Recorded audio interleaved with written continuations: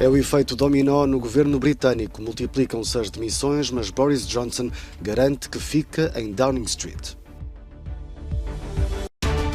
O Parlamento Europeu dá luz verde à proposta de classificação de gás natural e energia nuclear como energias verdes. Ambientalistas falam em greenwashing. Governador de Donetsk apela à população que abandona a região ucraniana. Ofensiva russa cada vez mais perto de conquistar todo o Donbass.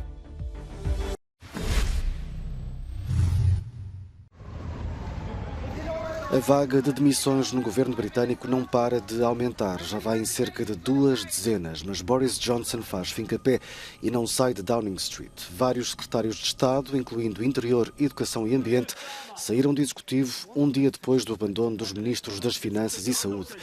Quase todos evocam diretamente a falta de integridade no topo do governo. É precisamente quando as coisas se complicam, quando o país é pressionado economicamente, quando vivemos a maior guerra na Europa desde há 80 anos, é precisamente nestas alturas que um governo tem de continuar a funcionar. Não é o momento de ir embora. Temos de prosseguir com o nosso trabalho e focarmos-nos naquilo que interessa às pessoas deste país. A oposição trabalhista, que anuncia o colapso iminente do governo, não condena apenas Johnson, mas todos aqueles que insistiram em ficar ao seu lado nos últimos meses.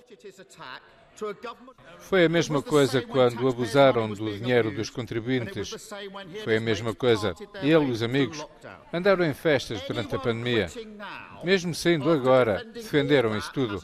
Não têm um pingo de integridade. Talvez este seja o primeiro caso em que os navios afundados abandonam o rato. A série de escândalos culminam agora na alegada proteção a Chris Pincher, um responsável conservador acusado de assédios sexuais.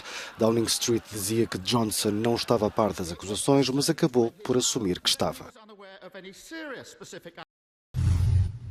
O Parlamento Europeu deu luz verde à proposta para classificar a energia nuclear e o gás natural como ambientalmente sustentáveis.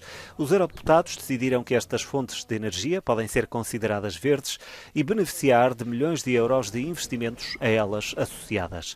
Uma vitória para a Comissão Europeia, que tinha apresentado a proposta em janeiro, e para Estados-membros como a Alemanha ou França, dependentes dessas fontes de energia. A ideia é que durante um período de transição verde se permitam investimentos no campo nuclear, argumentando que não estão a emitir CO2. O mesmo aplica-se às centrais de gás que estão a usar tecnologias avançadas. Organizações ambientalistas falam numa operação de greenwashing, que é, como quem diz, lavagem de energias poluentes.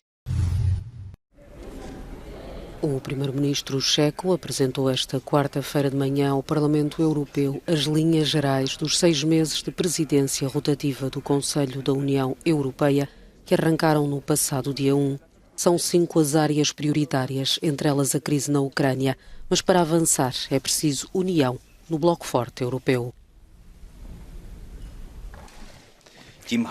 O principal desafio no período que se avizinha será encontrar um forte consenso em relação às medidas que irão mitigar, tanto quanto possível, o impacto negativo das crises atuais nos nossos cidadãos.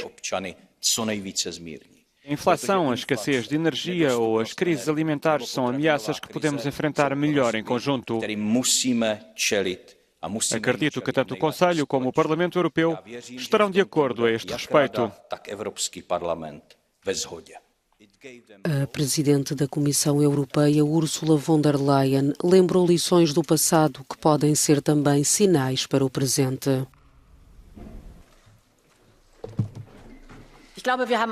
Todos vimos as imagens do início da invasão russa da Ucrânia. Cidadãos ucranianos que se colocaram no caminho dos soldados russos desarmados, que falaram com eles, por vezes gritaram, dado o absurdo desta guerra.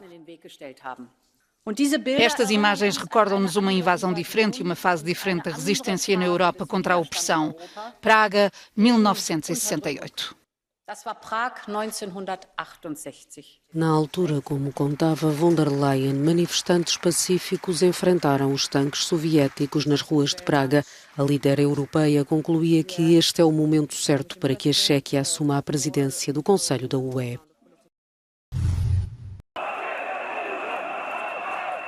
Na Macedónia do Norte continuam os protestos contra a solução de compromisso para resolver o litígio com a Bulgária, que tem bloqueado a adesão do país à União Europeia. Desde o início das manifestações, no sábado, dezenas de polícias foram feridos e vários manifestantes foram presos. A proposta da presidência francesa da União Europeia foi bem recebida pelo governo de Skopje, onde esta terça-feira o presidente do Conselho Europeu falou de uma oportunidade histórica para ultrapassar o bloqueio búlgaro, a abertura de negociações para a adesão ao Bloco dos 27. Esta solução de compromisso é muito criticada pelo principal partido da oposição da Macedónia do Norte, que considera que favorece as exigências búlgaras que reclamam a história, a língua e a identidade do país. Depois de Luhansk, Donetsk. Putin deu ordem para avançar com a ofensiva no leste da Ucrânia e, após ter felicitado as tropas russas por terem libertado a região de Luhansk, falta apenas uma região para que o presidente possa reclamar a conquista do Donbass. Os bombardeamentos a anunciar a chegada dos soldados já se fazem sentir com toda a intensidade em Donetsk. O governador pede à população, que ainda permanece na região, que abandone as casas e parta antes da chegada do invasor. Cerca de 350 mil cidadãos ficaram aqui, em comparação ao 1.600.000 pessoas que aqui residiam antes. É uma quantidade muito significativa. E é por isso que vou falar com as administrações locais e desta vez serei mais severo. Independentemente do que as pessoas digam, preocupo-me com as suas casas e as suas vidas. Mas elas devem partir. Em causa está uma das maiores evacuações desde o início da guerra na Ucrânia. O conflito é já responsável pela deslocação de cerca de 12 milhões de pessoas. Mais de 7 milhões de ucranianos partiram para outro ponto do território. Acima de 5 milhões procuraram já refúgio em outros países. O avanço da ofensiva russa não impede, no entanto, a Ucrânia e os países do Ocidente que ainda esta semana se reuniram na Suíça de olhar para o futuro. Um plano de reconstrução que deverá rondar os 750 mil milhões de dólares.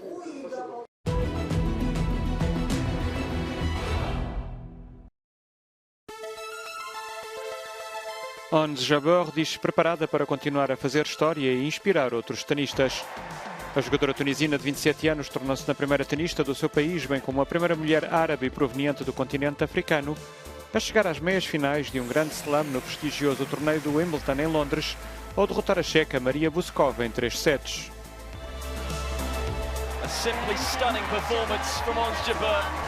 Gostaria de inspirar jovens mulheres e homens que sonham em estar aqui um dia, do meu país, do mundo árabe, do continente africano. É um grande prazer para mim e espero estar a enviar uma boa mensagem. Se já tem um nome inscrito na história do ténis, a jovem tunisina sonha mais alto e tem os olhos postos na próxima etapa, o frente a frente com a grande surpresa desta edição em Wimbledon, a alemã Tatiana Maria, número 103 mundial e uma das grandes amigas de Ons Jabeur fora do corte.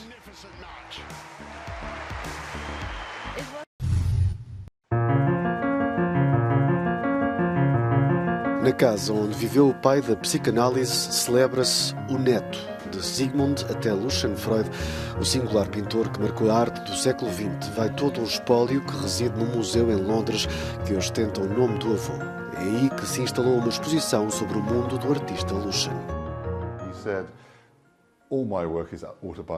Ele costumava dizer que todo o seu trabalho era autobiográfico, sobre as pessoas e sítios que conhecia. Por isso é que surgem muitas vezes as pessoas mais próximas, sobretudo a mãe e muitos dos seus filhos.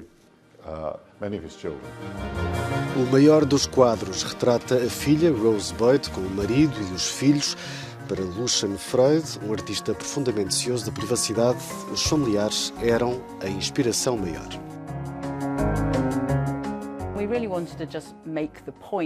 Quisemos demonstrar que todas as famílias são complicadas. O avô de Lucian, Sigmund, estudou isso de forma muito revolucionária e radical. Os seus pensamentos sobre a dinâmica familiar ainda são atuais nos dias de hoje.